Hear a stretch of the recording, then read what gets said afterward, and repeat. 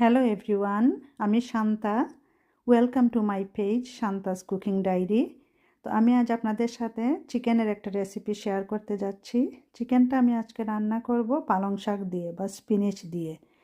তো এই শাক দিয়ে চিকেনটা আসলে দারুণ হয় খেতে, কারণ মাঝে মাঝে মনে হয় যে একটু ডিফারেন্ট ওয়েতে আমি চিকেন রান্না করি।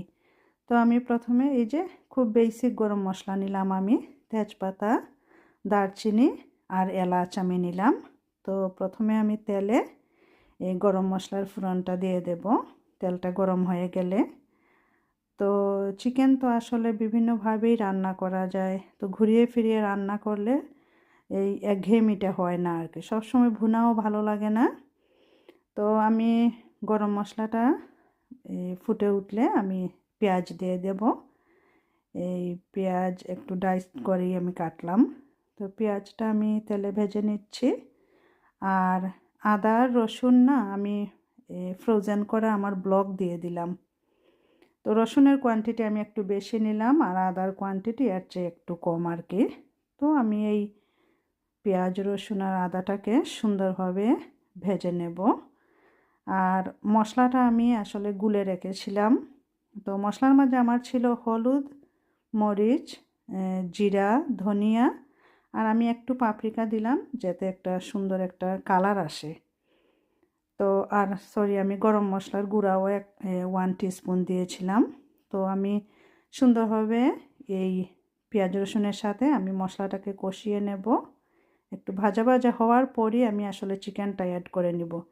আর চিকেনটা আমার কারি কাট ছিল, তো এখানে বেবি চিকেন ছিল 2টা। তো আমি সল্ট দিয়ে দিলাম স্বাদ মতো। তারপর না এই মশলাটার সাথে আমি সুন্দরভাবে চিকেনটাকে কষিয়ে নেব। আমি এই প্রভাবে রান্না করব যাতে আমার 80% কুক হয়ে যায়। তো আমি একটু ঢেকে দেব।